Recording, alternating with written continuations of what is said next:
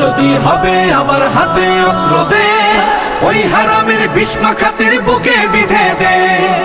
জ্বলবে আগুন, উঠবে তুফান, লড়বে নবীন, তুলবে নিশান, বাতালয় ঢেউ উঠেছে দে।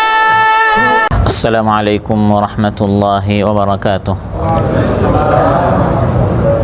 আলহামদুলিল্লাহিল্লাযী খালাকানা বিকুদরাতিহি ওয়া হাদানা ইলা দীনিহি ওয়া আশহাদু আল লা ইলাহা ইল্লাল্লাহু ওয়াহদাহু লা শারীকা লাহু ফি ইবাদাতিহি ওয়া লা নিদ্দা লাহু ফি ইজ্জাতিহি ওয়া লা মুকাফিআ লাহু ফি সুলতানিহি وأشهد أن سيدنا ونبينا محمدا عبد الله ورسوله دعانا إلى الحق بحكمته وأمرنا بالتمسك بسنته والاهتداء بهديه والاستنان بشريعته صلى الله تعالى عليه وعلى آله وصحابته إلى يوم يفر المرء فيه من أخيه وأمه وصاحبته.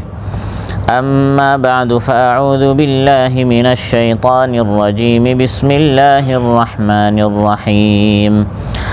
ونبئهم عن ضيف إبراهيم إذ دخلوا عليه فقالوا سلاما قال إنا منكم وجلون قالوا لا توجل إنا نبشرك بغلام عليم قال أبشرتموني على أن مسني الكبر فبم تبشرون قالوا بشرناك بالحق فلا تكن من القانطين قال ومن يقنط من رحمة ربه إلا الضالون قال فما خطبكم أيها المرسلون قالوا إنا أرسلنا إلى قوم مجرمين إلا آل لوط إنا لمنجوهم أجمعين إلا امرأته قدرنا إنها لمن الغابرين. আল্লাহ তাআলা ইরশাদ করেন, এবং তাদেরকে ইব্রাহিম আলাইহিস সালামের মেহমানদের খবর শুনান। যখন তারা ইব্রাহিম আলাইহিস সালামের নিকট প্রবেশ করল এবং তারা বলল, আপনাদের উপর সালাম। ইব্রাহিম আলাইহিস সালাম জবাবে বললেন, আমি আপনাদের বিষয়ে শঙ্কিত। তারা বললেন, আপনি শঙ্কিত হবেন না, আমরা আপনাকে জ্ঞানী এক শিশুর সুখবর দিচ্ছি। ইব্রাহিম আলাইহিস সালাম বললেন, বার্ধক্যকালে বৃদ্ধ যখন আমাকে স্পর্শ করে ফেলল, এই অবস্থায় আপনারা আমাকে সুখবর দিচ্ছেন, আপনারা আমাকে কি সুখবর দিচ্ছেন? ফেরেশতারা বললেন, আমরা আপনাকে যথার্থ সত্য সুখবর দিচ্ছি, অতএব আপনি হতাশাগ্রস্তদের মধ্যে শামিল হবেন না। ইব্রাহিম আলাইহিস সালাম বললেন, পথভ্রষ্টা ছাড়া আল্লাহর রহমত থেকে আর কে হতাশা বা নিরাশাগ্রস্ত হয়? ইব্রাহিম আলাইহিস সালাম বললেন, হে প্রেরিত ফেরেশতারা, আপনাদের দায়িত্ব কি? আপনারা কি কাজে প্রেরিত হয়েছেন? তারা বললেন, আমরা এক অপরাধী কওমের প্রতি প্রেরিত হয়েছি, অর্থাৎ কওমে লুতের প্রতি। তবে লুত আলাইহিস সালামের উপর যারা ঈমান এনেছে, তার আহাল পরিবার, তাদের সবাইকে আমরা বাঁচিয়ে দিব, তবে তার স্ত্রী ব্যতীত। তার বিষয়ে আমাদের সিদ্ধান্ত হচ্ছে সে শাস্তিপ্রাপ্তদের অন্তর্ভুক্ত। ইমাম মুসলিম শাখা কর্তৃক আয়োজিত আজকের এই দারসুল কোরআন পবিত্র মাহফিলে উপস্থিত সম্মানিত সদরে জালসা এবং আজকের এই মজলিসে উপস্থিত প্রাণপ্রিয় আমার মুসল্লি ভাইরা, কোরআন প্রেমিক ভাইরা, সূরাতুল হিজর থেকে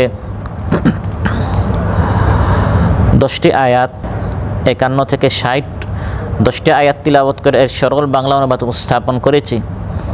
এই 10টি আয়াতের আলোকে হযরত ইব্রাহিম আলাইহিস সালামের নিকট আজীব ধরনের অতিথিবৃন্দ এসেছিলেন, ফেরেশতারা মেহমানের রূপে এসেছিলেন, এবং ইব্রাহিম আলাইহিস সালাম এবং মেহমানদের মধ্যে কিছু কথা হয়েছে।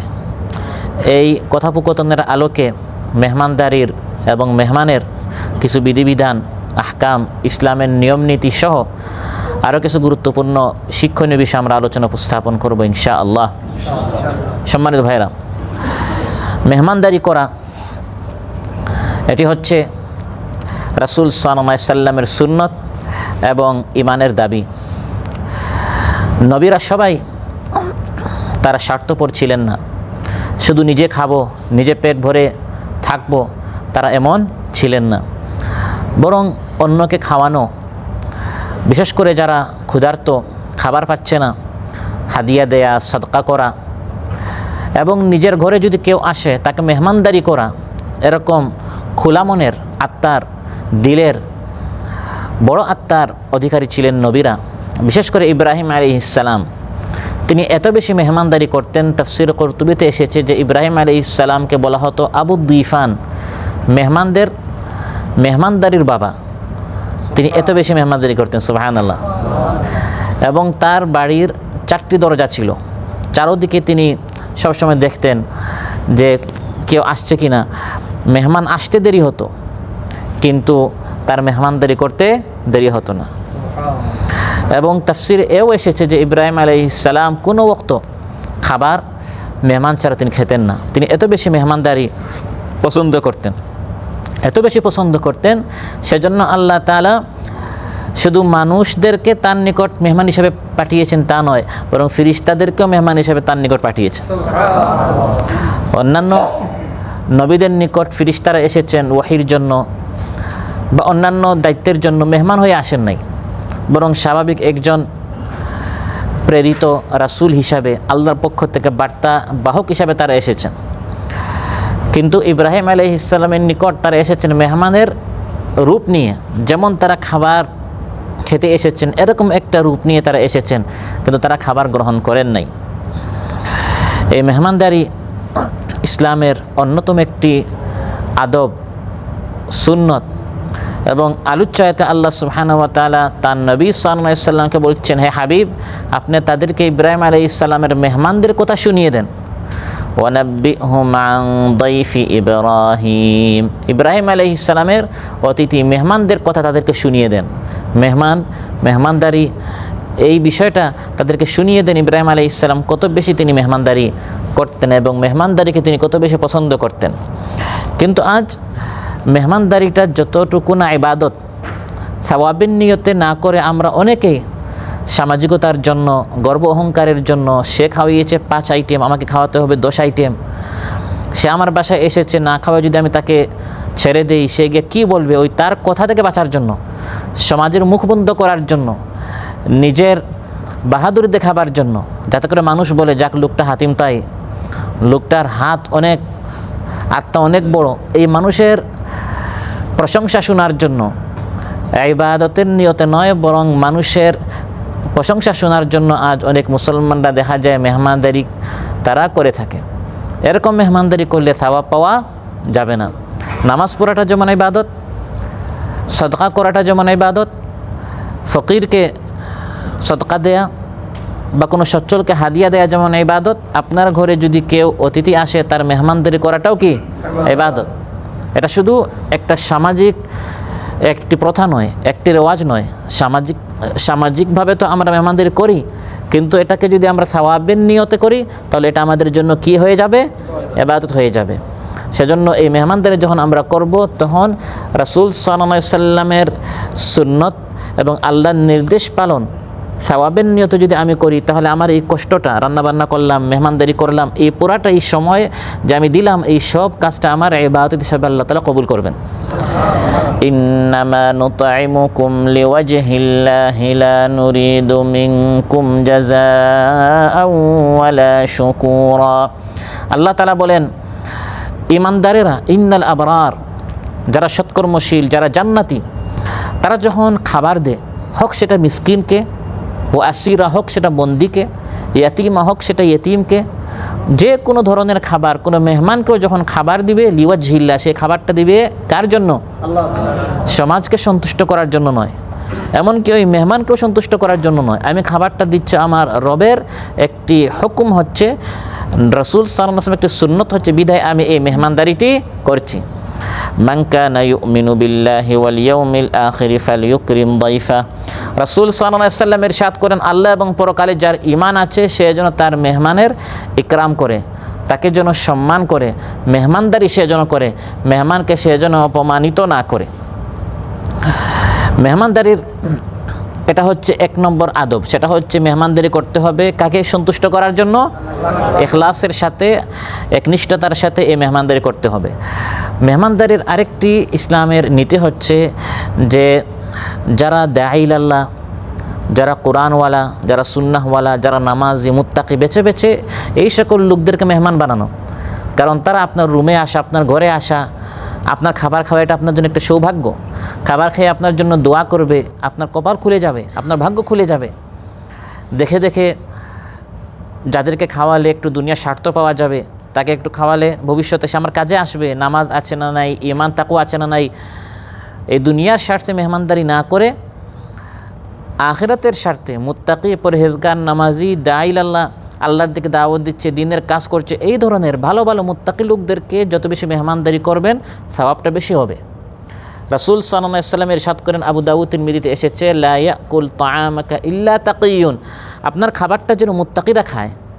আপনি কষ্টে টাকা উপার্জন করেছেন, একজনকে আপনি খাবারটা দিচ্ছেন, এই লোকটা যেন মুত্তাকি হয়। হ্যাঁ, যদি ঘটনাক্রমে আপনার ঘরে কোনো বেনামাজি চলে এসেছে, আপনি তাকে ঘর থেকে তাড়িয়ে দিবেন না, কিন্তু টার্গেটটা যেন এমন থাকে যে বেশি বেশি করে আমি ভালো লোকদের সাথে চলবো। তো আপনার সঙ্গে যদি ভালো হয়, তারা আপনার মেহমান হবে। আপনার দুস্থ বন্ধু, সাথী, সঙ্গীরা যদি মুত্তাকি, পরহেজগার, আল্লাহওয়ালারা হয়, তখন এই সকল লোকরাই বেশি আপনার ঘরে আসবে, আপনার রুমে আসবে, তারাই আপনার মেহমান হবে। তাহলে মূল কথা হচ্ছে ভালো লোকদের সাথে আমরা চলবো এবং ভালো লোকেরাই যেন আমার খাবারের অংশীদার হয়। এটি হচ্ছে মেহমানদারির আরেকটি আদব। আর বিশেষ করে যারা খাবার পায় না, দরিদ্র, মিসকিন, কষ্টে আছে, এই সকল লোকদেরকে বেশি মেহমানদারি যদি আপনি করতে পারেন, এর মধ্যে সওয়াব বেশি। কিন্তু আজ আফসোসের বিষয় হচ্ছে আমরা বেছে বেছে যে যার ঘরে 5 বেলার খাবার আছে, 3 বেলা নয় 4-5 বেলার খাবার আছে, আমরা ফেস দেখে দেখে এদেরকে দাওয়াত দিই। আর খাবার নাই, খুব ক্ষুধার্ত, কষ্টে আছে, আমরা তাকে খেতে দেই না। সে অনেক ধনী, এই লোককে দাওয়াত দিলে আমার সুনাম হবে বা ভবিষ্যতে সে আমার কাজে আসবে, সে তার একটা সামাজিক অবস্থান আছে, বা তাকে আমি দাওয়াত দিলে সে কালকে আমাকে দাওয়াত দিবে। এরকম দুনিয়ার অনেক হিসাব নিকাশ মিলিয়ে আমরা দেখা যায় দাওয়াত মেহমানদারি করে থাকি। রাসূল সাল্লাল্লাহু আলাইহি ওয়াসাল্লাম ইরশাদ করেন, বুখারীর বর্ণনা, শাররুত তাআমি তাআমুল ওয়ালিমাতি ইউদআ লাহাল আগনিয়া ওয়া ইউতরাকুল ফুকারা, সেই ওয়ালিমা, সেই দাওয়াত সবচেয়ে নিকৃষ্ট যেখানে বেছে বেছে সমাজের ধনীদেরকে দাওয়াত দেয়া হয় এবং বেছে বেছে গরিব, মিসকিন, দরিদ্র তাদেরকে বাদ দেয়া হয়। যারা খাবার চাচ্ছে তাদেরকে দেয়া হয় না, আর যারা পাচ্ছে এবং যে খাবারের আপনি আয়োজন করেছেন এগুলো খেতে ডাক্তারিভাবে তাদেরকে নিষেধ করা হয়েছে। গরুর গোশত খেতে পারবে না, তার প্রেশার আছে। দামি দামি আপনি চিংড়ি মাছের আয়োজন করেছেন, সেটা খেতে পারবে না, তার অ্যালার্জি আছে। বিভিন্ন দামি দামি আপনি মিষ্টির ব্যবস্থা করেছেন, তার সুগার আছে। নানা ধরনের ডাক্তারি নিষেধাজ্ঞার কারণে সেই খাবারগুলো খেতে পারছে না। আর যার রোগ ব্যাধি নেই, সেই সকল খাবার স্বপ্নের জগতে দেখে তাকে আপনি বঞ্চিত করে রাখছেন। রাসূল সাল্লাল্লাহু আলাইহি ওয়াসাল্লাম এই সকল ওয়ালিমাকে বলেছেন এটা হচ্ছে শাররুত তাআম, নিকৃষ্ট খাবার, নিকৃষ্ট দাওয়াত। উত্তম হচ্ছে যারা পায় না, যারা দরিদ্র, কারণ এদের দিলটা সাধারণত নরম হয়। গরিবেরা সাধারণত বেশিরভাগ ক্ষেত্রে তাদের দিলটা নরম হয়, খাওয়ালে সে খুশি হবে, আর সে খুশি হলে আল্লাহ তাআলা খুশি হয়ে যাবেন। মেহমানদারির আরেকটি আদব হচ্ছে খুশামদেদ এবং সুন্দরভাবে মুচকি হেসে যে মেহমান এসেছে তাকে আমন্ত্রণ জানানো, তার ইস্তেকবাল করা। খুব বিশাল আয়োজন করলেন, আয়োজন করতে করতে আপনি এমন ক্লান্ত হলেন, মেহমানরা যখন আসলো তখন আপনার মেজাজটা কিটকিটে হয়ে গেল, আপনার মেজাজটা গরম হয়ে গেল, তাহলে আপনার এত কষ্ট বৃথা হয়ে যাবে। তাবাসসুমুকা ফি ওয়াজহি আখিকা সাদাকা, ভাইয়ের মুখে একটি মুচকি হাসি দেওয়াটাও হচ্ছে একটি সাদাকা। সুবহানাল্লাহ। ইব্রাহিম আলাইহিস সালামের নিকট যখন এই ফেরেশতারা এসেছেন, তিনি তাদেরকে সর্বোচ্চ সম্মান করেছেন। হাল আতাকা হাদিসু দাইফি ইব্রাহিমাল মুকরামিন, আল্লাহ তাআলা বলেন আপনার নিকট ইব্রাহিম আলাইহিস সালামের সম্মানিত মেহমানদের খবর কি এসেছে? আল মুকরামিন, সম্মানিত, তার মানে ইব্রাহিম আলাইহিস সালাম এই ফেরেশতাদেরকে সর্বোচ্চ সম্মান করেছেন। মেহমান যখন আসে তাকে সুন্দর করে মুচকি হেসে হাত দিয়ে, বুক দিয়ে যতটুকু পারেন তাকে সর্বোচ্চ সম্মান দেখিয়ে তাকে আপনি মেহমানদারি খাবারটা দেওয়ার আগে তাকে সর্বোচ্চ আপনি সম্মান দিবেন। রাসূল সাল্লাল্লাহু আলাইহি ওয়াসাল্লামের নিকট আব্দুল কাইস একটি বংশ সেখানের প্রতিনিধি দল তারা মেহমান হিসাবে আসলো। বুখারীর বর্ণনা, রাসূল সাল্লাল্লাহু আলাইহি ওয়াসাল্লাম তাদের জন্য দাঁড়িয়ে গেলেন এবং বললেন, মারহাবান বিল ওয়াফদিল্লাযীনা জাউ গায়রা খাজায়া ওয়ালা নাদামা। আমার নিকট যে প্রতিনিধি দল এসেছে, ওয়াফদে আব্দুল কাইস, মেহমান বৃন্দ, আপনাদেরকে আমি স্বাগত জানাচ্ছি। তিনি তাদেরকে স্বাগত জানিয়েছেন, খুশামদেদ জানিয়েছেন এবং তাদেরকে সর্বোচ্চ তিনি সম্মান করেছেন, লাঞ্ছিত করেন না, অপমানিত করেন নাই। একদিন উম্মে হানি রাদিয়াল্লাহু আনহা রাসূল সাল্লাল্লাহু আলাইহি ওয়াসাল্লামের নিকট মেহমান হিসেবে আসলেন, এটাও বুখারীর বর্ণনা। মহানবী সাল্লাল্লাহু আলাইহি ওয়াসাল্লাম তাকে উদ্দেশ্য করে বললেন, মারহাবান বি উম্মে হানি, উম্মে হানি আমার ঘরে এসেছেন, আপনাকে আমি স্বাগত জানাচ্ছি। এভাবে যখন একজন মেহমান আসে তার মুখে একটু হাসা, একটু সুন্দর করে তাকে ঘরে আমন্ত্রণ জানানো, ইস্তেকবাল করা, এটাও হচ্ছে খাবারের একটি, মেহমানদারির একটি আদব। মেহমানদারির আরেকটি আদব হচ্ছে মেহমানকে বেশি বসায় রাখবেন না। অনেক সময় বেশি আয়োজন করতে গিয়ে মেহমান আপনার ঘরে এসেছে, 10 মিনিট, আধা ঘন্টা, 1 ঘন্টা, 2 ঘন্টা পর্যন্ত বসিয়ে রাখলে তার কি হবে? কষ্ট হবে, সে বিরক্ত হবে। ইব্রাহিম আলাইহিস সালামের এই মেহমানদের ঘটনাটা আল্লাহ তাআলা কোরআনে কারীমের কয়েকটি সূরায় আলোচনা করেছেন, কারণ এখানে আমাদের জন্য বেশ কিছু আদব শিখার আছে। আল্লাহ তাআলা বলেন, ফারাগা ইলা আহলিহি ফাজাআ বিইজলিন সামিন। ফেরেশতারা যখন মেহমান হিসাবে আসলেন, তিনি জানতেন না তারা ফেরেশতা, তিনি ভেবেছিলেন মেহমান এসেছে, মানুষের রূপে তারা এসেছেন, তিনি ভেবেছিলেন মানুষ, মেহমান এসেছে। ফারাগা ইলা আহলি, ফারাগা বলা হয় দ্রুত তিনি চলে গেলেন, দেরি না করে দ্রুত গিয়ে তিনি একটি বাছুর, একটি বকরি তিনি ভুনা করে তাদের নিকট নিয়ে আসলেন। ফারাগা ইলা আহলি, দ্রুত। তো এখান থেকে বোঝা গেল দ্রুত, যতটুকু সম্ভব, কষ্ট না করে, তাকাল্লুফ না করে, সীমালঙ্ঘন না করে, অপচয় না করে, আপনার কাছে টাকা নেই দাঁড় করে আরেকজনের হক নষ্ট করে মেহমানদারি করতে আপনাকে এত কষ্ট করতে কেউ বলে নেই। আমরা অনেক সময় সামাজিকতা রক্ষা করতে গিয়ে, যাতে করে সমাজ আমাকে আমার নিন্দা না করে, সেজন্য সর্বোচ্চ করতে গিয়ে দেখা যায় অনেক সময় আমরা ইসরাফ, অপচয়, অপব্যয় পর্যন্ত আমরা পৌঁছে যাই। এটা ইসলামে নিষেধ করা হয়েছে। আর সাহাবায়ে কেরাম রাদিয়াল্লাহু আজমাইন তারা মেহমানদারিতে অগ্রগামী ছিলেন, নিজে কষ্টে থেকেও মেহমানকে তারা খেতে দিয়েছেন। সুবহানাল্লাহ। বুখারীতে এসেছে, রাসূল সাল্লাল্লাহু আলাইহি সাল্লামের নিকট একদিন একজন মেহমান আসলেন। মহানবী সাল্লাল্লাহু আলাইহি সাল্লাম তার স্ত্রীদের ঘরে খবর পাঠালেন, বাসায় কি কিছু আছে মেহমানকে দেওয়ার মতো? প্রতিটি ঘর থেকে স্ত্রীরা জানালেন, পানি ছাড়া ঘরে কিছু নেই। কি ছাড়া? আর আমার আপনার ঘরে ফ্রিজে কয়েক দিনের খাবারের মতো মজুদ থাকার পর আমরা বলি, ভাই অনেক কষ্টে আছি, অনেক দিন যাবৎ কাজ নেই, অনেক দিন যাবৎ আমি ঘর ভাড়া, রুম ভাড়া দিতে পারছি না, দেশে টাকা পাঠাতে পারছি না। অথচ দেশের খবর নিয়ে দেখেন আমরা এখানে যারা আছি কেউ কি এমন আছি যে ঘরে শুধু পানি আছে? এখানে কেউ আমরা পানি সহ আরও অনেক কিছু মজুদ থাকার পর আমরা বলি আমি অনেক কষ্টে আছি। এজন্য সবসময় বলতে হবে আলহামদুলিল্লাহ, আল্লাহ তাআলা অনেক ভালো রেখেছে, পানি ছাড়া কিছু নেই। এই খবরটি যখন আসলো তখন রাসূল সাল্লাল্লাহু আলাইহি সাল্লাম সাহাবীদেরকে উদ্দেশ্য করে ইরশাদ করলেন যে এই ব্যক্তিকে মেহমানদারি কে করতে পারবে? তখন হযরত আবু তালহা রাদিয়াল্লাহু আনহু বললেন, ইয়া রাসূলুল্লাহ, আমি তার মেহমানদারি করব।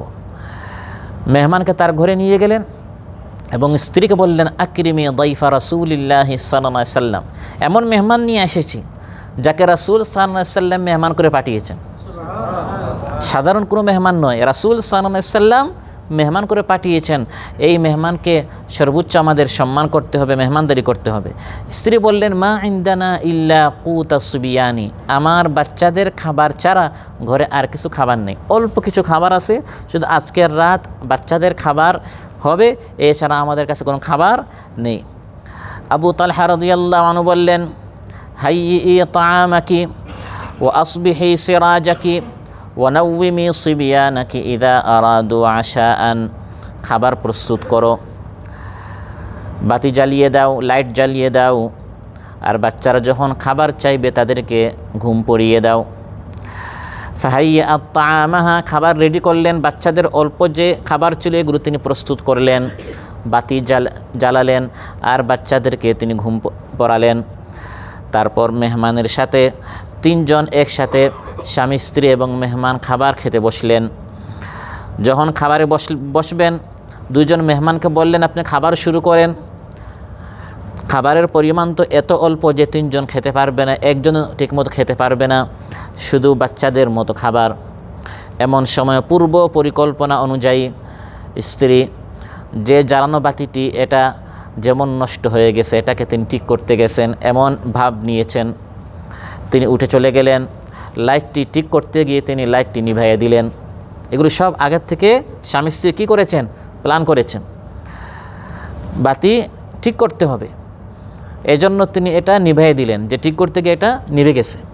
এই ফাঁকে মেহমানকে বলেছেন আপনি খাবার চালান, আমরাও খাচ্ছি।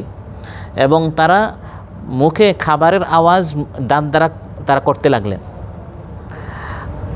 আর এরকম করতে করতে মেহমান পুরা খাবারটি যখন খেয়ে ফেললেন, স্বামী স্ত্রী এবং বাচ্চা সবাই পুরা রাত না খেয়েছিলেন, আর মেহমানকে তারা পুরা খেতে দিয়েছেন।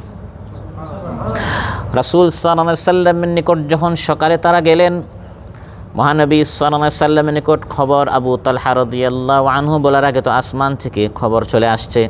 মহানবী সাল্লাল্লাহু আলাইহি সাল্লাম হযরত আবু তালহা রাদিয়াল্লাহু আনহুকে বললেন, আজিবাল্লাহু মিন সানিইকুমা, স্বামী স্ত্রী তোমরা মেহমানের সাথে যেমন মেহমানদারি করেছো, আল্লাহ তাআলা এত খুশি হয়েছেন। দাহিক আল্লাহ তাআলা, হেসেছেন। সুবহানাল্লাহ। তোমাদের এই মেহমানদারি দেখে আল্লাহ হেসেছেন। অপর বর্ণনা আজিবাল্লাহ, আল্লাহ খুশি হয়েছেন। এবং এই প্রেক্ষিতে আল্লাহ আয়াত নাজিল করেছেন, ওয়ায়ুসিরুনা আলা আনফুসিহিম ওয়ালাউ কানা বিহিম খাসাসা, নিজেদের প্রয়োজন হলেও নিজেরা অভাবে থেকে তারা অন্যকে খেতে দেয়। এই প্রেক্ষিতে আল্লাহ তাআলা এই আয়াতটি নাজিল করেছেন যে নিজেদের কষ্ট হলেও তারা অন্যকে অগ্রাধিকার দেয়। নিজেদের খাবার নেই, স্বামী স্ত্রী 2 জন না খেয়ে নিজেদের বাচ্চাদেরকে, আমরা নিজেরা না খেয়ে বাচ্চাকে খেতে দিই, তারা নিজেরা এবং বাচ্চারা না খেয়ে মেহমানকে তারা খেতে দিয়েছে। এভাবে তারা এত বেশি মেহমান প্রিয় ছিলেন। বিশেষ করে আনসার সাহাবীরা, এই আবু তালহা রাদিয়াল্লাহু আনহু তিনি কী ছিলেন? আনসার ছিলেন। এবং আনসার নুসরত থেকে এসেছে, মদদ, সহযোগিতা করা। তারা মুসলমানদের এত সহযোগিতা করতেন এবং পুরা মদিনাবাসী তো গোটা মক্কাবাসীকে তারা মেহমানদারি করার জন্য তারা প্রস্তুত হয়ে গেলেন। একটা হচ্ছে ব্যক্তিগতভাবে নিজের ঘরে, আরেকটা হচ্ছে নিজের দেশে, যে আপনারা সবাই আসেন আমাদের এলাকায় মেহমান। এখনও যদি আমরা মদিনায় যাই, প্রতি সোমবার প্রতি বৃহস্পতিবার রোজা রাখা সুন্নতের জন্য ইফতারের জন্য মদিনাবাসীদের পক্ষ থেকে উন্মুক্ত সবার জন্য সুফরা বিছানো হয়। তারা এখনও তাদের আনসারদের যারা বংশধর মদিনায় আছে, আরাফার দিন, তারপর আশুরার দিন, প্রতি সোমবার প্রতি বৃহস্পতিবার উন্মুক্ত দস্তারখানা সেখানে বিছানো থাকে সবার জন্য ইফতার। সুবহানাল্লাহ। এই মেহমানদারি, এই অভ্যাসটি আনসারদের মধ্যে ছিল, সাহাবাদের মধ্যে ছিল। সহিহ মুসলিমে এসেছে আরেক দিনের ঘটনা, রাসূল সাল্লাল্লাহু আলাইহি সাল্লাম একদিন এক রাত এত ক্ষুধার তাড়নায় তিনি ঘরে থাকতে পারেন নাই, ঘর থেকে বের হয়ে গেলেন। ঘর থেকে বের হয়ে দেখলেন সামনে আবু বকর, কিছুক্ষণ পর চলে আসলেন হযরত ওমর রাদিয়াল্লাহু আনহু। সুবহানাল্লাহ।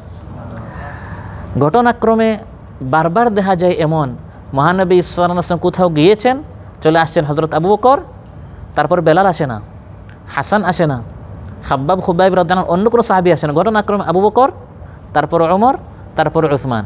ওই ধারাবাহিকতায় কেমন জানি আল্লাহ তাআলা একটি অলৌকিক অদৃশ্য একটা পরিকল্পনা আল্লাহ এঁকে রেখেছেন। আল্লাহর নবীর পরে হযরত আবু বকর খলিফা হবেন, তারপরে হযরত ওমর রাদিয়াল্লাহু খলিফা হবেন। এই সিস্টেমটা আল্লাহ তাআলা অদৃশ্যভাবে এভাবে আগের থেকে আল্লাহ তাআলা পরিকল্পনা দেখিয়ে দিয়েছেন। সুবহানাল্লাহ।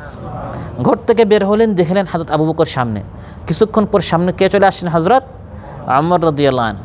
মহানবী সাল্লাল্লাহু আলাইহি সাল্লাম 2 সাহাবীকে জিজ্ঞাসা করলেন, মা আখরাজাকুমা মিন বুয়ুতিকুমা হাযিহিস সাআ, এখন তো গভীর রাত, এই সময় তো ঘর থেকে বের হওয়ার কথা নয়, আপনারা 2 জন এই গভীর রাতে এখন ঘর থেকে কেন বের হলেন? তারা বললেন, আল জুউ ইয়া রাসূলুল্লাহ, ক্ষুধা তাড়নায়। মহানবী সাল্লাল্লাহু আলাইহি সাল্লাম ইরশাদ করলেন, ওয়া আনা ওয়াল্লাযী নাফসি বিয়াদিহি লা আখরাজানিল্লাযী আখরাজাকুমা, আল্লাহর কসম করে বলছি, যে ক্ষুধার তাড়নায় আপনারা ঘর থেকে বের হয়েছেন, সে একই ক্ষুধার কষ্টে আমি নবীও ঘর থেকে বের হয়েছি। উম্মতের শ্রেষ্ঠ 3 জন মানব, ঘরে খাবার বলতে কিছু নেই, ফলে ক্ষুধার কষ্টে তারা ঘরে থাকতে পারছে না, ঘর থেকে তারা বের হয়ে গেলেন, চলে গেলেন। কাছেই ছিল হযরত আবু আইয়ুব আনসারী রাদিয়াল্লাহু আনহু ঘর, বাড়ি ছিল, তারা সেখানে চলে গেলেন। তিনি বাড়িতে ছিলেন না, স্ত্রী বাড়িতে ছিলেন, তিনি বলে উঠলেন মারহাবান ও আহলা, তাদেরকে স্বাগত এবং খুশামদেদ তিনি জানালেন। মহানবী সাল্লাল্লাহু আলাইহি সাল্লাম জিজ্ঞাসা করলেন আইনা ফুলান, তোমার স্বামী কোথায়? স্ত্রী বললেন যাহাবা ইস্তাযিবু লানা মিনাল মা, যে তিনি আমাদের জন্য মিষ্টি পানি আনতে গিয়েছেন। এমন সময় আনসারী সাহাবী এসে পৌঁছে গেলেন। যখন দেখলেন তার ঘরে এই ধরার উপর শ্রেষ্ঠ তিনজন মানব, মহানবী সাল্লাল্লাহু আলাইহি সাল্লাম এবং সিদ্দিক আকবর আবু বকর রাদিয়াল্লাহু আনহু এবং ফারুক আযম হযরত ওমর রাদিয়াল্লাহু আনহু, তিনি বললেন আলহামদুলিল্লাহ মা আহাদুনিল ইয়াউম আকরামু আদিয়াফান মিন্নি, আজ আমার চেয়ে সম্মানিত মেহমান কারো ঘরে আর হতে পারে না। সুবহানাল্লাহ। তিনি দ্রুত এমন একটি খেজুরের ছড়া নিয়ে আসলেন, যে ছড়ার মধ্যে পাকা, শুকনা এবং কাঁচা হরেক রকমের খেজুর ছিল। তিনি বলেন ইয়া রাসূলুল্লাহ, এই আমার খেজুর বাগান, আমি কাঁচা খেজুরও এনেছি, শুকনা খেজুরও এনেছি, পাকা খেজুর এনেছে, সবগুলো থেকে আপনি আপনার হাত মুবারক দিয়ে একটু খাবেন, যাতে করে আমার সব ধরনের খেজুরের গাছে আল্লাহ বরকত দেন। তারা খেতে বসলেন। এমন সময় আনসারী ছুরি হাতে নিলেন, তিনি বকরি জবাই করবেন। মহানবী সাল্লাল্লাহু আলাইহি সাল্লাম ইরশাদ করলেন ইয়াকা ওয়াল হালুব, শোনো, দুধওয়ালা কোনো বকরি তুমি জবাই করিও না, তাহলে তোমার বেশি ক্ষতি হবে। সাধারণ একটি বকরি যেটার দুধ কম বা দুধ নেই, এমন একটি বকরি তুমি জবাই করবে। তিনি গেলেন, বকরি জবাই করে নিয়ে আসলেন। তিনজন মেহমান রাসূল সাল্লাল্লাহু আলাইহি সাল্লাম, হযরত আবু বকর রাদিয়াল্লাহু আনহু, হযরত ওমর রাদিয়াল্লাহু আনহু, তারা পানি পান করলেন এবং এই ছড়ার খেজুর খেলেন, গোশত খেলেন।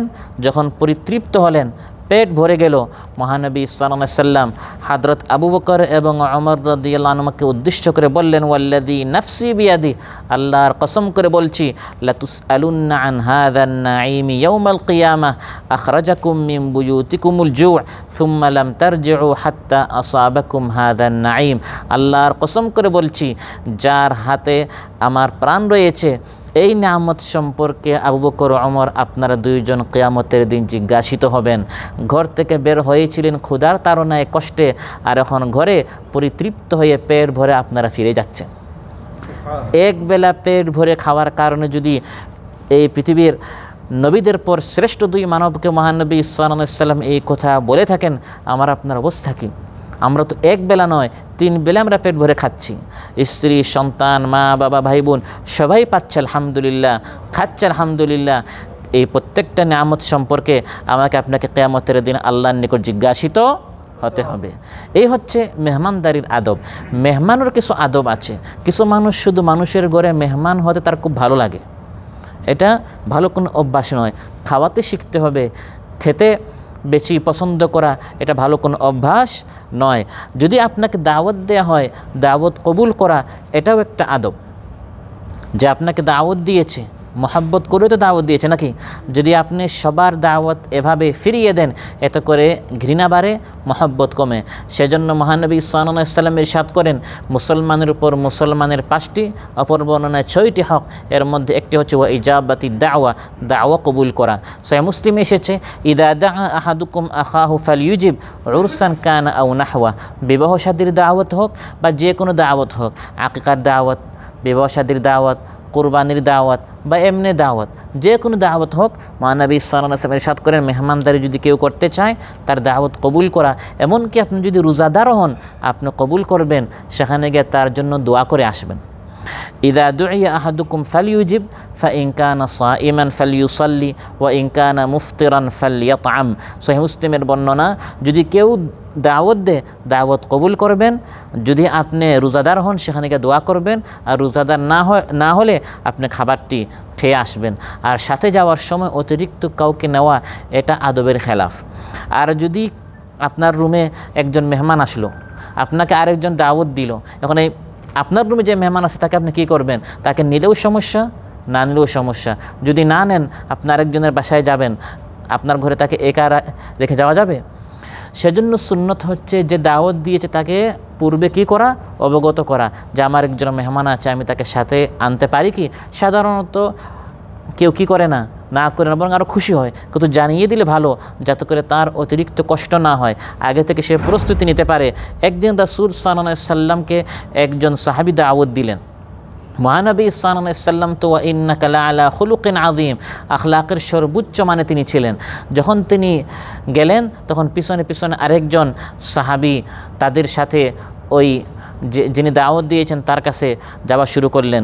মহানবী সাল্লাল্লাহু আলাইহি সাল্লাম সেই বাসায় যখন পৌঁছলেন তখন বললেন, ইন্না হাযা কাদ তাবিআনা, শোনো এই ব্যক্তি কিন্তু আমাদের পিছনে পিছনে এসেছে। ফা ইন শি'তা আন তা'যানা লাহু ফা'যান লাহু ওয়া ইন শি'তা আন ইয়ারজি'a রাজা'a, তুমি চাইলে তাকে অনুমতি দিতেও পারো আর চাইলে সে ফিরে চলে যাবে। ক্বালা লা বাল কাদ আযিনতু লাহু ইয়া রাসূলুল্লাহ, আমি তাকে পারমিশন দিয়েছি, অনুমতি দিয়েছি, সে আসতে পারে। তো এভাবে যদি অন্য কাউকে আপনি সাথে মেহমান হিসাবে নিতে চান, যে মেজবান তাকে পূর্বে জানানো। দাওয়াত নিজে নিজে দাওয়াত নেওয়া এটা ভালো নয়, এতে করে মানুষ বিরক্ত হয়।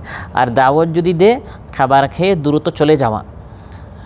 কিছু মানুষের কমন সেন্স নেই, আরেকজনের ঘরের কী আছে, সুবিধা অসুবিধা মানুষের আছে না, সেখানে আপনাকে দাওয়াত দিল খাবারের জন্য, আপনি গিয়ে তার ঘরে ঘুমিয়ে গেলেন, একবারে পুরো রাত যাপন করছেন, মানুষের সুবিধা অসুবিধা আছে, সে আপনাকে চোখ লজ্জায় ঘর থেকে বের হতে বলছে না।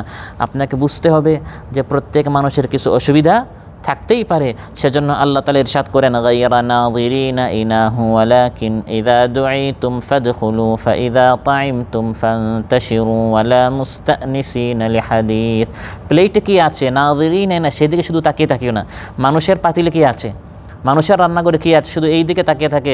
আজকে ভালো ভুনা গোশত রান্না হয়েছে, সে নিজে নিজে ওখানে মেহমান হয়ে উপস্থিত হয়ে যায়। কিছু মানুষের হাসত আছে না, নাই না, এটা মুমিনদের, ভালো মানুষের কোনো অভ্যাস হতে পারে না। ওয়ালাকিন, হ্যাঁ, ইদা দুঈতুম, যদি দাওয়াত দেওয়া হয় তখন তুমি সেখানে হাজির হও।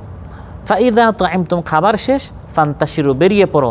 ওয়ালা মুস্তানিসিনা লিহাদিস, খুব দেরি করে লম্বা কথা শুরু করিও না, যাতে করে মেজবানের কষ্ট না হয়। আর খাবার শেষে চলে আসার সময় মেজবানেরকে শুকরিয়া জানানো, এটাও সুন্নত।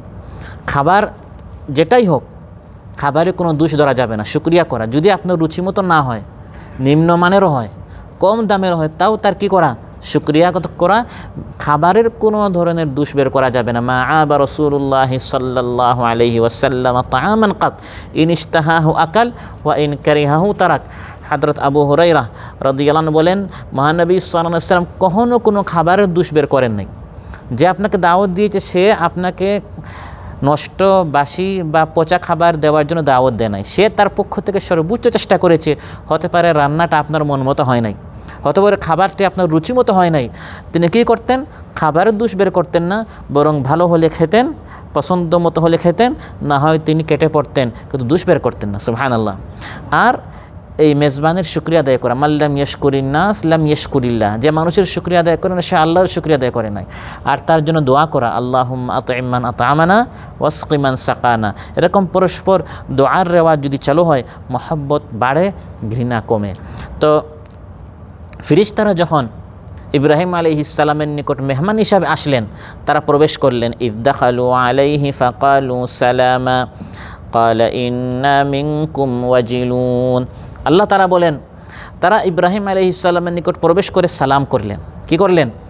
ফেরেশতারা এসে ইব্রাহিম আলাইহিস সালামকে সালাম করেছেন। ইব্রাহিম আলাইহিস সালামের জবাবে সালামের জবাব তিনি দিয়েছেন, ক্বালা সালামুন কওমুম মুনকারুন। এজন্য মেহমানের আদব বা যে কোনো বৈঠকে, মজলিসে বা যে কোনো ইমানদারের সাথে যখন সাক্ষাৎ হবে, আদব হচ্ছে আপনি সালাম করবেন, আর তার হক হচ্ছে সে আপনার সালামের জবাব নিবে। وَإِذَا حُيِّيتُمْ بِتَحِيَّةٍ فَحَيُّوا بِأَحْسَنَ مِنْهَا أَوْ رُدُّوهَا إِنَّ اللَّهَ كَانَ عَلَى كُلِّ شَيْءٍ حَسِيبًا। আল্লাহ তাআলা বলেন, যদি তোমাদেরকে সালাম দেয়া হয়, যেভাবে সালাম দেয়া হয়েছে এরকম জবাব দিবে বা এর চেয়ে উত্তম। সালাম করেছে আসসালামু আলাইকুম ওয়া রাহমাতুল্লাহ, আপনি জবাব দিলেন ওয়া আলাইকুম আসসালাম, তাহলে সুন্দর উত্তর হলো? যতটুকু সালাম করেছে আপনি উত্তর কমপক্ষে দেবেন ওয়া আলাইকুম আসসালাম ওয়া রাহমাতুল্লাহ। আর উত্তম হচ্ছে ওয়া আলাইকুম আসসালাম ওয়া রাহমাতুল্লাহি ওয়া বারাকাতুহু। যতটুকু সালাম ততটুকু, এর চেয়ে বেশি দিবেন না, পারলে কমপক্ষে যতটুকু দিয়েছে ততটুকু। তো ফেরেশতারা যখন সালাম করলেন, ইব্রাহিম আলাইহিস সালাম সালামের জবাব দিলেন এবং বললেন, ইন্না মিনকুম ওয়াজিলুন, আমি কিন্তু আপনাদের বিষয়ে শঙ্কিত, আতঙ্কিত, ভয় পাচ্ছি। তিনি কেন ভয় পেলেন? কারণ তিনি তাদের সামনে যে খাবার পেশ করলেন, ভুনা, তিনি তাদের সামনে গোশত পেশ করলেন, তারা খাচ্ছেন না, কারণ ফেরেশতারা খাবার খান না।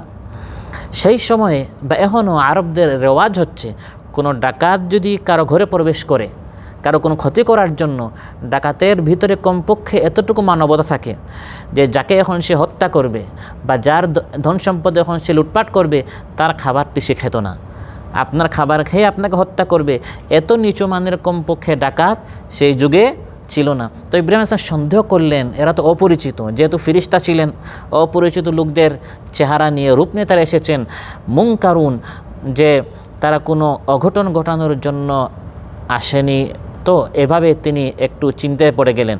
তখন তারা তাদের পরিচয় সামনে উপস্থাপন করলেন যে আমরা হচ্ছে আল্লাহর পক্ষ থেকে প্রেরিত ফেরেশতা। ক্বালু লা তাওজাল, আপনি ভয় পাবেন না, আপনি ভয় পাবেন না, বরং আমরা হচ্ছে আল্লাহর পক্ষ থেকে প্রেরিত কি ফেরেশতা। যতক্ষণ পর্যন্ত আগত ফেরেশতা যারা মেহমানের রূপে এসেছেন তারা তাদের পরিচয়, রাসূল সাল্লাল্লাহু আলাইহি সাল্লামের পর শ্রেষ্ঠ মানব হচ্ছেন ইব্রাহিম আলাইহিস সালাম খলিলুল্লাহ, এই শ্রেষ্ঠত্বের দিক দিয়ে দ্বিতীয় মানব ইব্রাহিম আলাইহিস সালামকে যতক্ষণ পর্যন্ত তারা নিজেদের পরিচয়টা দেন নাই, ততক্ষণ পর্যন্ত তিনি জানতেন না যে তারা হচ্ছে ফেরেশতা। তাহলে নবীরা কি গায়েব জানেন না জানেন না? গায়েব জানেন না। এবং তিনি কোন নবী, কোন ব্যক্তি, যিনি সিরিয়ালে হচ্ছেন 2 নম্বর, রাসূল সাল্লাল্লাহু আলাইহি সাল্লামের পরে হচ্ছে ইব্রাহিম খলিলুল্লাহ। তাহলে জাহান ইব্রাহিম খলিলুল্লাহ তিনি গায়েব জানেন না, আপনার পীর বাবা, হাজা বাবা, দরবেশ বাবা তিনি সব জানেন কি করে? যে আপনি বিপদে পড়লেই, মুসিবতে পড়লেই বাবার নাম নিয়ে যদি আপনি জিকির করেন, তাকে যদি ডাকেন, সে আপনাকে বিপদ থেকে উদ্ধার করবে না। আউযু বিল্লাহ। ফেরেশতারা এসেছেন, ফেরেশতারা নিজেদের পরিচয় না দেওয়া পর্যন্ত খলিলুল্লাহ ইব্রাহিম আলাইহিস সালাম তিনি শঙ্কিত, তিনি ভয়ে আছেন তারা আমার কোনো ক্ষতি করতে আসছে নাকি। যখন তারা পরিচয় দিলেন তখন তিনি জানলেন যে তারা কোনো মেহমান নন, মানুষ নন, তারা হচ্ছেন ফেরেশতা। তাহলে নবীরাও গায়েব জানেন না, আর যেখানে নবীরা জানেন না সেখানে কোনো ইমাম, ওলি, সিদ্দিক, শহীদ, সাহাবা, তাবেঈ, আলিম, বুজুর্গ কেউ গায়েব জানার কোনো প্রশ্নই আসে না। এবং এই ফেরেশতারা যখন পরবর্তীতে লূত আলাইহিস সালামের কওমকে ধ্বংস করার জন্য গেলেন সুদর্শন সুপুরুষের রূপে, লূত আলাইহিস সালামের কওমের নিকৃষ্ট একটি চরিত্র ছিল, নতুন যখন কেউ আগমন করত তারা পুরুষে পুরুষে সমকামিতা করত। বিশেষ করে নতুন কেউ আসলে, যেহেতু সে প্রবাসী হতো, তার কেউ নেই, তখন তারা সবাই তার উপর ঝাঁপিয়ে পড়তো। তিনি চিন্তিত হলেন, লূত আলাইহিস সালাম, যে আজ তো আমার জন্য বড় বিপদের দিন, আমার ঘরে মেহমান এসেছে, অথচ আজ আমার মেহমানদেরকে আমার সামনে লাঞ্ছিত করা হবে। তিনি জানতেন না যে এরা সুদর্শন সুপুরুষ কোনো যুবক নন। সি আবিহিম ওয়া দাকা বিহিম দারআ, আল্লাহ বলেন তার দিলটা সংকুচিত হয়ে গেল, তিনি পেরেশান হয়ে গেলেন, এই মেহমানদেরকে আমি আজ কিভাবে বাঁচাবো। অথচ তিনি হচ্ছেন লূত আলাইহিস সালাম আল্লাহর নবী, তিনি জানতেন না যে এরা হচ্ছে আল্লাহর পক্ষ থেকে প্রেরিত ফেরেশতা ছিলেন। সুবহানাল্লাহ। নূহ আলাইহিস সালাম জানতেন না যে আমি আমার ছেলে কানানকে দাওয়াত দিচ্ছি, কিছুক্ষণ পর প্লাবনের তরঙ্গের এবং ঢেউয়ের মাধ্যমে এখন তাকে ধ্বংস করা হবে। যদি তিনি জানতেন এই গায়েবের খবরটি যে কিছুক্ষণ পর তার এই ছেলে মারা যাবে, ধ্বংস হবে, তিনি তাকে দাওয়াত দিতেন না। এভাবে অসংখ্য অগণিত দলিল প্রমাণ রয়েছে যার মাধ্যমে জানা যায়, বোঝা যায় এই পৃথিবীতে কোনো নবী, কোনো বুজুর্গ, কোনো সাহাবী, কোনো তাবেঈ কেউ গায়েব জানেন না। গায়েব শুধু কে জানেন? কুল লা ইয়ালামু মান ফিস সামাওয়াতি ওয়াল আরদিল গায়বা ইল্লাল্লাহ। তারা বললেন যে আমরা আল্লাহর পক্ষ থেকে প্রেরিত ফেরেশতা এসেছি, আমাদের দায়িত্ব 2টি, একটি হচ্ছে কওম লূতকে ধ্বংস করা, আর আরেকটি হচ্ছে আপনাকে জ্ঞানী শিশুর সুখবর দেওয়া। সুবহানাল্লাহ। ইন্না নুবাশশিরুকা বিগুলামিন আলিম, এক জ্ঞানী শিশু। কি শিশু?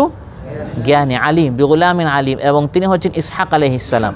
ইব্রাহিম আলাইহিস সালামের দীর্ঘদিন যাবৎ সন্তান ছিল না, তাকে 2 ছেলের সুখবর দেওয়া হয়েছে। একজন হচ্ছে গুলামিন হালিম, ইসমাইল আলাইহিস সালাম, অর্থাৎ সবরকারী, আরেকজন হচ্ছে গুলামিন আলিম অর্থাৎ জ্ঞানী, তিনি হচ্ছেন ইসহাক আলাইহিস সালাম। ওয়াবাশশারনাহু বিইসহাক নাবিয়্যাম মিনাস সালিহিন।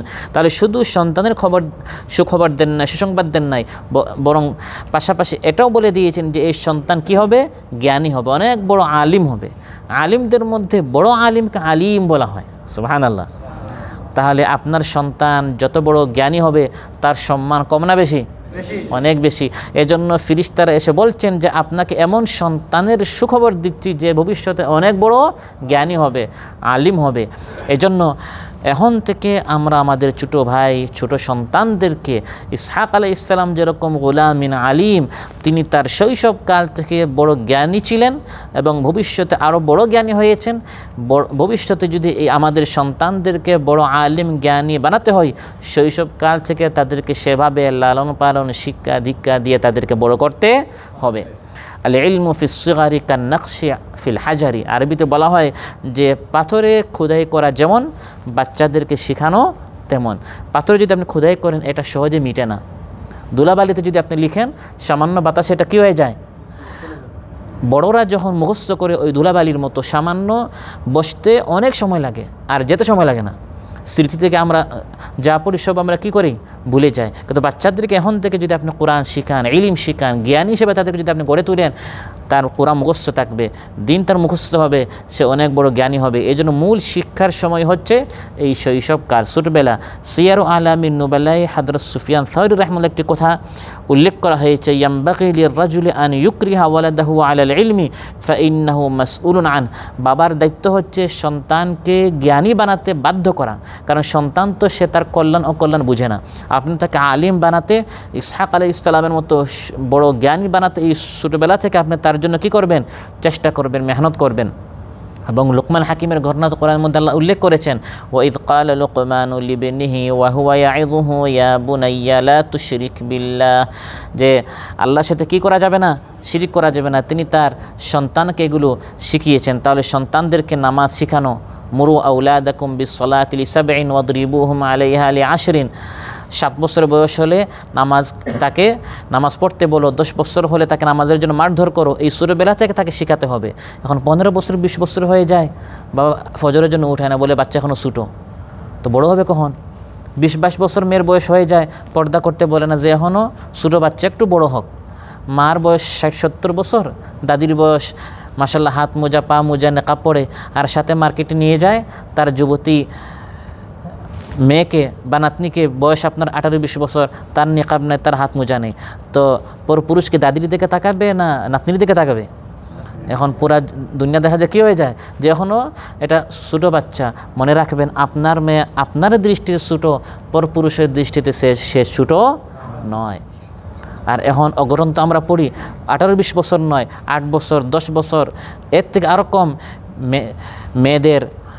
মেয়েরা বিভিন্ন অঘটনের শিকার হচ্ছে কিনা। এজন্য ছোটোবেলা থেকে তাদেরকে সকল আখলাক শেখানো, দিন শেখানো, পর্দা শেখানো, এগুলো হচ্ছে মা বাবার দায়িত্ব। ইব্রাহিম আলাইহিস সালামকে যখন জ্ঞানী শিশুর সুসংবাদ ফেরেশতারা দিলেন, তিনি অবাক হলেন। ক্বালা আবাশশারতুমুনি আলা আম্মাসানিয়াল কিবার ফাবিমা তুবাশশিরুন। বৃদ্ধকালে আপনারা আমাকে সুখবর দিচ্ছেন সন্তানের, এটা আপনারা কি বলেন? ফাবিমা তুবাশশিরুন, এটা কেমন সুসংবাদ? তিনি আল্লাহর কুদরতকে অস্বীকার করেন না, বরং তিনি অবাক হয়ে বলছেন যে আল্লাহ তাআলার কুদরত এত বেশি, সুবহানাল্লাহ, যে এই বৃদ্ধকালে, আর আমার স্ত্রী হচ্ছে আকিম বন্ধা, সন্তান হওয়ার প্রশ্নই আসে না, এমন অবস্থায় আপনারা আমাকে সুখবর দিচ্ছেন। এবং পর্দার পিছনে পার্শ্বেই ছিলেন তার স্ত্রী সারা। তিনি শুনে হেসে গেলেন, তিনি হাসা শুরু করলেন। ফাদাহিকাত ফাবাশশারনাহা বিইসহাক ওয়া মিন ওয়ারাই ইসহাক ইয়াকুব। ফেরেশতারা স্ত্রী সারাকেও তারা সুখবর দিল যে তোমার এক সন্তান হবে, তার নাম হচ্ছে ইসহাক। এবং শুধু তোমার ইসহাক হবে তা নয়, ইসহাকের পর ইসহাকের ঘরে তার এক সন্তান হবে, তার নাম ইয়াকুব। সুবহানাল্লাহ। ছেলের সুখবর দিলেন, ছেলের ঘরে নাতি হবে, সেই সুখবরটাও ফেরেশতারা দিয়ে দিলেন। ভেবেছিলেন বন্ধা সন্তান হবে না, নিঃসন্তান, এখন সন্তান হবে, নাতি হবে। সুবহানাল্লাহ।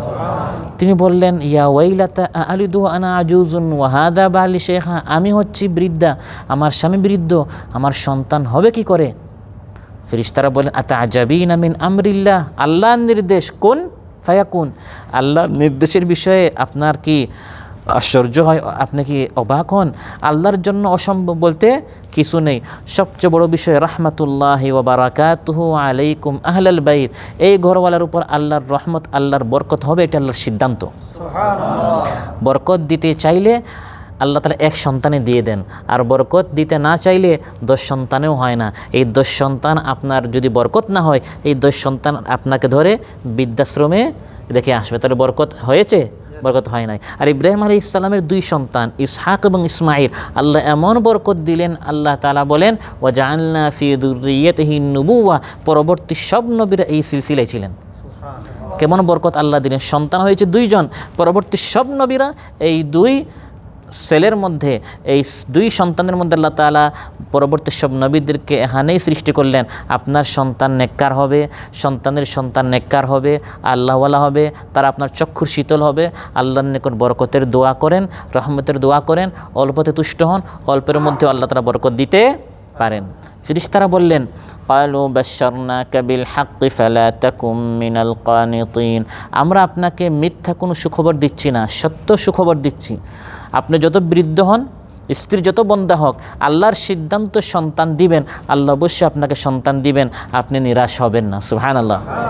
কারণ এটি আল্লাহর সিদ্ধান্ত, আল্লাহর ওয়াদা, আর আল্লাহর ওয়াদা কখনো মিথ্যা। ওয়াদাল্লাহি লা ইউখলিফুল্লাহু ওয়াদাহু ওয়ালাকিন্না আকসারান নাসি লা ইয়ালামুন। ইব্রাহিম আলাইহিস সালাম বললেন, আমি তো আসলে আল্লাহর সিদ্ধান্তের উপর আপত্তি করছি না, আমিও বিশ্বাস করি যে অবশ্যই আল্লাহ সুবহানাহু ওয়া তাআলা সন্তান দিতে পারেন, কিন্তু আমি অবাক হচ্ছি যে আল্লাহ তাআলা এই বৃদ্ধ, আমি এত শেষ বয়সে আমি চলে এসেছি, এই অবস্থায় আল্লাহ যে আমাকে সন্তান দিবেন, আল্লাহ যে এত কুদরত, আল্লাহ যে এত ক্ষমতা, আল্লাহর যে এত পাওয়ার, আল্লাহ যে সব কিছু করতে পারেন, এই বিষয়ে আমি অতি খুশিতে, আমি আপত্তি করে নয় বরং আমি অবাক হয়ে এই কথাটি বলেছি। এবং তিনি বলছেন, আমি তো নিরাশ হতেই পারি না, আল্লাহ যে সন্তান দিবেন না এই বিষয়ে আমি কখনো, আল্লাহ আমাকে সন্তান দিবেন এই বিষয়ে আমি কোনো অবস্থায় নিরাশ হতে পারি না। কারণ নিরাশ তো তারাই হয় যারা হচ্ছে পথভ্রষ্ট। قال ومن يقنط من رحمة ربه إلا الضالون, যারা পথভ্রষ্ট তারাই নিরাশ হয়। আমি নিরাশ হই নাই, আমি হতাশ হই নাই, আমি আপত্তি করছি না, বরং আমি অবাক হয়ে প্রশ্ন করেছি যে আল্লাহ তাআলা শেষ বয়সেও তাহলে অবশ্যই আমাকে সন্তান দিবেন। তারা বোঝা গেল কখনো আল্লাহর রহমত থেকে কী হওয়া যাবে না। পৃথিবীর সব ডাক্তারেরা আপনাকে, আপনার স্ত্রীকে নিরাশ করে দিয়েছে, কিন্তু আল্লাহ আপনাকে নিরাশ করছেন না। আপনার সন্তান হবে না ডাক্তাররা বলতে পারে, কিন্তু আল্লাহ তো বলেন নাই। আপনার ছেলে গুম হয়ে গেছে, অনেক কাল হয়ে গেছে, জীবিত না মৃত আপনি জানেন না, নিরাশ হবেন না। সেই বিনিয়ামিন এবং ইউসুফ আলাইহিস সালামের মতো আল্লাহ তাআলা ফিরিয়ে দিতে পারেন কি না? আসাল্লাহু আন ইয়াতিয়ানি বিহিম জামিআ, ইয়াকুব আলাইহিস সালাম বলেছিলেন আমার 2 সন্তানকে আল্লাহ ফিরিয়ে দিবেন, এবং ফিরিয়ে দিয়েছেন, রাজ সিংহাসনে তারা বসা ছিলেন। সুবহানাল্লাহ। ইব্রাহিম আলাইহিস সালাম বৃদ্ধকালে সন্তান পেয়েছেন, জাকারিয়া আলাইহিস সালাম বৃদ্ধকালে পেয়েছেন, আল্লাহ যৌবনকালে দিতে পারেন, কিন্তু না দিয়ে তাদেরকে দিয়েছেন বৃদ্ধকালে। ঘটনা কোরআনে কোট করেছেন, আমাদের মধ্যে যারা বৃদ্ধ হয়েও সন্তান পাচ্ছে না, আমাদেরকে সান্ত্বনা দেওয়ার জন্য। ইন্নাহু লা ইয়াসু মির রাউহিল্লাহি ইল্লাল কওমুল কাফিরুন, আল্লাহ তাআলা বলেন কাফিররাই আল্লাহর রহমত থেকে নিরাশ হয়। আমরা তো আল্লাহকে স্বীকার করছি এবং এটাও স্বীকার করে যে আল্লাহ সব কিছু করতে পারেন, আপনাকে সন্তান আল্লাহ দিতে পারেন, নিরাশ হবেন না। ইব্রাহিম আলাইহিস সালামের মতো আল্লাহ তাআলা আপনার মুখে হাসি ফোটাতে পারেন। দোয়া করেন, অনেক সময় 10 বছর থেকে দোয়া করছি, 20 বছর থেকে দোয়া করছি, এরপর নিরাশ হয়ে দোয়া বাদ দিয়ে দিলাম, অথচ এই 20 বছরের মাথায় আপনার সন্তান হওয়ার সময়টা হয়েছিল, দোয়া বাদ দেওয়ার কারণে সন্তান আসাটা বন্ধ হয়ে গেল। এটা হাদিসে এসেছে, সহিহ মুসলিমে এসেছে, লা ইয়াজালু ইউস্তাজাবু লিল আবদি মা লাম ইয়াদউ বিইসমিন আও কাতিআতি রাহমিন মা লাম ইস্তাজিল, বান্দা তাড়াহুড়া না করলে দোয়া কিন্তু কবুল হয়। কি না করলে? প্রশ্ন করা হলো, ইয়া রাসূলুল্লাহ মান ইস্তেজাল, তাড়াহুড়া মানে কি? মানুষ সাল্লাল্লাহু ইরশাদ করেন, ইয়াকুলু কাদ দাউতু ওয়া কাদ দাউতু ফালাম আরা ইস্তাজিব লি ফায়াস্তাহসিরু ইনদা যালিকা ওয়া ইয়াদাউ দুআ, বান্দা বলে আমি তো অনেক দোয়া করেছি, যখন নিরাশ হয়ে দোয়া বাদ দিয়ে দেয়, এই সময়টা ছিল দোয়া কবুলের সময়। এই সময়টা আপনি চাইলে সন্তান হয়ে যেত, আল্লাহর সিদ্ধান্ত যদি 20 বছরের মাথায় দিবেন, কিন্তু আপনি দোয়া বাদ দিয়ে দিয়েছেন, আপনি সন্তান থেকে একবারে বঞ্চিত হয়ে গেলেন। এই জন্য শেষ বয়সে আল্লাহ দিতে পারেন, যে কোনো সময় আল্লাহ দোয়া কবুল করতে পারেন, আল্লাহর জন্য অসম্ভব কিছু নেই। আমরা চাইব অবশ্যই আল্লাহ তাআলা সন্তান আমাদেরকেও দিতে পারেন এবং নেক সন্তান দোয়া করব। শুধু সন্তানের দোয়া নবী ইসলাম দোয়া করেছেন রব্বি হাবলি মিনাস সালিহিন, হে আল্লাহ নেক সন্তান, কারণ কুসন্তানের চেয়ে নিঃসন্তান থাকাই ভালো। যে সন্তানের বালিশ টান মারলে পিস্তল পাওয়া যায়, পকেটে হাত দিলেই আবা পাওয়া যায়, মোবাইল ফোন হাতে নিলে বিভিন্ন ব্লু ফিল্ম ইত্যাদি পাওয়া যায়, দেশে গিয়েছেন 3 মাসের জন্য 1 মাসের মাথায় চলে আসে, কেন বলে ছেলে এত অঘটন করেছে সমাজে আমি থাকতেই পারি নাই, দেশ থেকে আবার বিদেশ চলে আসছে। এরকম অনেক বাবার আসে না নাই, আমাদেরকে বিভিন্ন ধরনের মাসলা মাসাইল জিজ্ঞাসা করে এবং এই সকল ঘটনা বলে। তো এই কুসন্তানের চেয়ে নিঃসন্তান থাকাই ভালো। এজন্য আল্লাহর নিকট দোয়া করবেন রব্বি হাবলি মিনাস সালিহিন, হে আল্লাহ সন্তান দাও, নেক সন্তান দাও, যে সন্তান আমার চক্ষুর শীতল হবে, দিল ঠান্ডা করবে, মৃত্যুর পর আমার জন্য দোয়া করবে রাব্বির হামহুমা কামা রাব্বায়ানি সগীরা। ইব্রাহিম আলাইহিস সালাম চোখ কষছিলেন, তিনি ফেরেশতাদের অবস্থা দেখে বুঝতে পেরেছেন তারা শুধু আমাকে ছেলে সন্তানের সুখবর দেওয়ার জন্য আসছে না, তাদের গতিবিধি দেখে মনে হচ্ছে তারা অন্য বড় আরেক দায়িত্ব নিয়ে আসছে। তিনি প্রশ্ন করলেন ফামা খাতুবুকুম আইয়ুহাল মুরসালুন, হে প্রেরিত ফেরেশতারা আপনাদের অন্য কোনো দায়িত্ব আছে, সেটা কি আমাকে একটু বলেন। তারা বললেন হ্যাঁ, আমরা বড় আরেকটি দায়িত্ব নিয়ে এসেছি, আমরা একটি সুখবর নিয়ে এসেছি, আরেকটি দুঃসংবাদ নিয়ে আমরা এসেছি। সুখবর হচ্ছে আপনার সন্তান হবে, আপনার ভবিষ্যৎ প্রজন্ম বাড়বে, আর আরেক গোত্রের আরেক এলাকার তাদের প্রজন্ম কী হবে, বন্ধ হবে, ধ্বংস হবে। তারা হচ্ছে কওমে লূত, তারা সমকামিতায় লিপ্ত, তারা আল্লাহর সুন্নতকে উল্টে দিয়েছে। আল্লাহর সিদ্ধান্ত হচ্ছে তাদের এলাকাকে আল্লাহ উল্টে দিবেন, তাদের পুরা এলাকাকে ফেরেশতারা আসমান উল্টিয়েছেন। আসমানওয়ালারা সেই এলাকার কুকুরের আওয়াজ শুনেছে, সেখান থেকে আবার জমিনে নিক্ষেপ করে সবাইকে ধ্বংস করা হয়েছে। নাউযু বিল্লাহ। ক্বালু ইন্না উরসিলনা ইলা কওমিম মুজরিমিন, ফেরেশতারা বলেন আমরা অপরাধী এক কওমের প্রতি প্রেরিত হয়েছি, অর্থাৎ কওমে লূতের প্রতি। সেখানে এলাকাকে উল্টিয়ে লিনুরসিলা আলাইহিম হিজারাতাম মিন তিন মুসাওয়ামাতান ইনদা রাব্বিকা লিল মুসরিফিন, এলাকাকে উল্টে দিয়ে সেখানে পাথরের মধ্যে নাম লেখা ছিল, এই পাথর অমুক ব্যক্তির উপর, এরকম নাম লেখা, মুসাওয়ামা ইসিম থেকে এসেছে, প্রত্যেকের নাম লেখা ছিল। ওই নাম লেখা পাথর প্রত্যেক ব্যক্তির উপর নিক্ষেপ করা হয়েছে। যে ব্যক্তি পাথর দ্বারা নিক্ষিপ্ত হয়েছে সঙ্গে সঙ্গে মারা গিয়েছে। নাউযু বিল্লাহ। ওই দায়িত্ব দিয়ে আল্লাহ তাআলা তাদেরকে পাঠিয়েছেন। তখন ইব্রাহিম আলাইহিস সালাম বললেন ইন্না ফিহা লুতা, আপনারা কওম লূত সবাইকে ধ্বংস করবেন, সেখানে তো হযরত লূত আলাইহিস সালাম আছেন, তিনি তো ঈমানদার, তারাও কি ধ্বংস হয়ে যাবেন? তখন ফেরেশতারা বললেন ইল্লা আলা লুতিন ইন্না লামুনাজ্জুহুম আজমাইন, ঈমানদারের কি হবে না, ধ্বংস হবে না। তারা সেখানে গিয়ে লূত আলাইহিস সালাম এবং ঈমানদারদেরকে বললেন রাতারাতি আপনারা এখান থেকে চলে যাবেন, কারণ কাল ফজরের আগে ভোর সকালে এই এলাকাবাসীর সম্পর্কে আল্লাহর সিদ্ধান্ত সবাইকে ধ্বংস করা হবে। এই জন্য সকাল সকাল আপনারা চলে যাবেন, পিছনের দিকে কেউ তাকাবেন না, পিছনে কিয়ামত হবে, কারবালা হবে, পুরো এলাকাকে ধ্বংস করে দেওয়া হবে, বিকট শব্দ হবে, পুরো এলাকাকে উল্টে দেওয়া হবে। পিছনে তাকালেই যে তাকাবে সে ধ্বংস হবে। পিছনের দিকে না তাকিয়ে সবাই সামনে যাচ্ছে। ইল্লাম রাআতাহু কাদ্দারনা ইন্নাহা লামিনাল গাবিরিন, শুধু হযরত লূত আলাইহিস সালামের স্ত্রী, তার বিষয়ে আমাদের সিদ্ধান্ত সে শাস্তিপ্রাপ্তদের মধ্যে হবে। যখন এলাকাকে উল্টে দেয়া হলো, সবাই সামনে যাচ্ছে, ঈমানদারেরা লূত আলাইহিস সালাম সহ, কেউ পিছনে তাকায় নাই। স্ত্রীর আত্মার সম্পর্ক ছিল, তার মহব্বত ছিল, তার ভালোবাসা ছিল, তার দিলি সম্পর্ক ছিল অপরাধীদের সাথে। সেজন্য সে সেই টানে পিছনের দিকে তাকালো, আর যেই সে পিছনের দিকে তাকালো সেও শাস্তিপ্রাপ্তদের মধ্যে শামিল হয়ে ধ্বংস হয়ে গেল। নাউযু বিল্লাহ।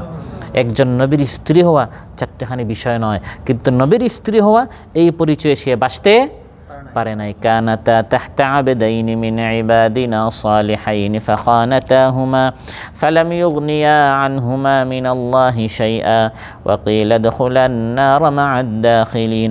আল্লাহ তাআলা বলেন লূত আলাইহিস সালাম এবং নূহ আলাইহিস সালাম এই দুই নবীর স্ত্রী তারা কাফির ছিল। দারাবাল্লাহু মাসালাল লিল্লাযিনা কাফারু ইমরাআতা নূহ ওয়া ইমরাআতা লূত, এই দুই মহিলা দুইজন নবীর অধীনে ছিল, কিন্তু তারা খেয়ানত করেছে, অর্থাৎ সেই দিন গ্রহণ করে নাই। এই দুই নবী তাদের কোনো কাজে আসে নাই, নবী হওয়া সত্ত্বেও নবীর পরিচয় তারা বাঁচতে পারে নাই। কিয়ামতের দিন বলা হবে উদখুলান নার মা'আদ দাখিলিন, জাহান্নামে প্রবেশকারীদের সাথে তোমরা জাহান্নামে প্রবেশ করো। অতএব কোন পীরের মুরিদ, কোন মন্ত্রীর ছেলে, কার বাবা, কার ভাতিজা, এই পরিচয় কিয়ামতের দিন বাঁচা যাবে না, বাঁচতে হবে নিজের আমল দ্বারা। আবু দাউদে এসেছে মান বাত্তা বিহি আমালু লাম ইউসরি বিহি নাসাবু, যার আমল তাকে পিছনে রেখে দিছে তার বংশ পরিচয় তাকে সামনে নিয়ে যেতে পারবে না। অমুকের স্ত্রী, অমুকের স্বামী, অমুকের বাবা, অমুকের মেয়ে, এই পরিচয় দিয়ে কিয়ামতের দিন বাঁচা যাবে না। সর্বশেষ এক হাদিস বলে শেষ করব, সেটি হচ্ছে বুখারীতে এসেছে, রাসূল সাল্লাল্লাহু আলাইহি ওয়াসাল্লামের উপর প্রথম যখন ওয়াহী নাজিল হয়, নিকট আত্মীয়দেরকে আপনি দাওয়াত দেন। নবী সাল্লাল্লাহু আলাইহি ওয়াসাল্লাম নিকট আত্মীয়দেরকে একত্রিত করলেন এবং প্রথমে সবাইকে উদ্দেশ্য করে বললেন, ইয়া মাশারা কুরাইশ, হে কুরাইশ এর বংশ, সবাই তার, কেউ কাছের আত্মীয়, কেউ দূরের আত্মীয়, সবাই তার রক্তের কেউ না কেউ কোনভাবে কি হয়, আত্মীয় হয়। তিনি সবাইকে বলেন, নিস্তারু আনফুসাকুম মিনাল্লাহ, নিজেদেরকে জাহান্নাম থেকে বাঁচাও, নিজেদেরকে আল্লাহর শাস্তি থেকে নিজেদেরকে বাঁচাও। লা উগনি আনকুম মিনাল্লাহি শাইআ, আল্লাহর আযাব থেকে আমি নবীর পরিচয় তোমরা বাঁচতে, আমি তোমাদের কোনো কাজে আসবো না। আল্লাহ যদি তোমাদেরকে জাহান্নাম দিতে চান, আমি নবী এসে সেখানে কোনো রফাদফা করতে পারবো না, বাঁচাতে পারবো না, আমার পরিচয় তোমরা বাঁচতে পারবে না। তারপর একটু ছোটো করে দিলেন, বলবেন ইয়া বানি আব্দে মানাফ, নিজের যে পরিবার ছিল বলেন, হে বানু আব্দে মানাফ, নিজেদেরকে বাঁচাও, আমি নবীর পরিবার বলে তোমরা নিজেরা কিয়ামতের দিনে বাঁচতে পারবে না। তারপর তার আপন চাচা আব্বাসকে উদ্দেশ্য করে বলেন, ইয়া আব্বাস ইবনে আব্দুল মুত্তালিব, লা উগনি আনকা মিনাল্লাহি শাইআ, হে আমার চাচা, আমার চাচা পরিচয় কিয়ামতের দিনে আপনি বাঁচতে পারবেন না। তারপর আপন ফুফুকে উদ্দেশ্য করে বলেন, ইয়া সাফিয়া বিনতে আব্দুল মুত্তালিব, লা উগনি আনকি মিনাল্লাহি শাইআ, কিয়ামতের দিন আমি নবী আপনার কোনো কাজে আসবো না। সর্বশেষ তার কলিজার টুকরো মেয়ে ফাতিমাকে বললেন, ইয়া ফাতিমা তু বিনতি মুহাম্মদ, সালিনি মিন মালি মা শিতি, এই দুনিয়াতে তুমি আমার যত মাল চাও, মেয়ে হিসাবে আমি তোমাকে সব মাল দিব, দুনিয়ার কাজে আমি তোমার আসবো, কিন্তু আখিরাতে লা উগনি আনকি মিনাল্লাহি শাইআ, আমি নবী, নবীর কন্যা, আমার একটা অংশ তুমি। কারণ মেয়ে বাবার কি হয়, অংশ হয়, সন্তানের বাবার অংশ। এই অংশ হয়েও কিয়ামতের দিন তুমি আমার পরিচয়ে বাঁচতে পারবে না। নিজের আমল দ্বারা, নিজের ঈমান দ্বারা বাঁচতে হবে। লূত আলাইহিস সালামের স্ত্রী, ইব্রাহিম আলাইহিস সালামের বাবা আজর, নূহ আলাইহিস সালামের ছেলে কানান, রাসূল সাল্লাল্লাহু আলাইহি সাল্লামের আপন চাচা আবু লাহাবের কথা বাদ দিন, সে তো সারা জীবন বিরোধিতা করেছে, পক্ষে ছিল আরেক চাচা, নাম কি, আবু তালিব, সারা জীবন পক্ষে ছিল, কিন্তু ঈমান আনে নাই। রাসূল হাসান কিয়ামতের দিন তার কোনো কাজে আসতে পারবেন না। প্রিয় ভাইরা, অতএব নিজের ঈমান, নিজের আমল দিয়ে আমাদেরকে বাঁচতে হবে, অন্যথায় অন্য কারো পরিচয় দিয়ে কিয়ামতের দিন বাঁচা যাবে না। আল্লাহ সুবহানাহু ওয়া তাআলা আমাদেরকে আজ যা আলোচনা হলো সবাইকে আমল করার তৌফিক দান করুন। আলোচ্য আয়াতগুলো থেকে আমরা যা শিখলাম, আমাকে এবং আপনাদের সবাইকে এর আলোকে আলোকিত হয়ে আমাদের জীবনকে সাজানো, রাঙানোর আল্লাহ তাআলা তৌফিক দান করুন। আমাদের মধ্যে যার যে পেরেশানি আছে, আল্লাহ তাআলা পেরেশানি দূর করুন। যিনি যে সমস্যায় জর্জরিত, আল্লাহ তাআলা সমস্যার সমাধান করুন। অনেক ভাইদের চাকরি নেই, কাজ কাম নাই, আল্লাহ তাআলা আমাদের সবার হালাল রিজকের রাস্তা মুক্ত করে দেন, হারাম রিজকের রাস্তা আল্লাহ তাআলা বন্ধ করে দেন। আমাদের রিজকের মধ্যে আল্লাহ তাআলা বারাকাত দান করুন, আর্থিক সংকট দূর করুন, স্বাস্থ্যের সংকট দূর করুন, যার যে সমস্যা আছে আল্লাহ তাআলা সমস্যা দূর করুন। আসসালামু আলাইকুম। যুদ্ধ যদি হবে আবার হাতে অস্ত্র দে, ওই হারামের বিষ মাখাতির বুকে বিধে দে।